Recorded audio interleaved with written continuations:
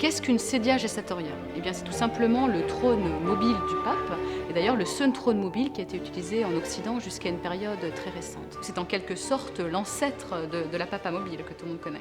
Ce siège, destiné au pontife romain, était porté par 12 sediari, dont le nombre évoquait le collège des apôtres. Et d'ailleurs, on voit de chaque côté de la sedia 2 passants en fer doré dans lesquels on glissait les brancards pour permettre le transport. Toutefois, plus qu'un trône de majesté, la sedia offre plutôt l'image du pavois sur lequel prend place le vicaire du Christ, à l'image de l'agneau immolé conduit au sacrifice. Alors, la sedia était réservée à des cérémonies solennelles comme l'intronisation d'un nouveau pape ou l'entrée dans la basilique Saint-Pierre. À cette occasion, il y avait donc une longue procession qui partait de la salle royale, dans le vestibule du palais apostolique, qui descendait la Scala Regia, précédée de tous les officiers et prélats de la maison papale, pour entrer dans la basilique Saint-Pierre.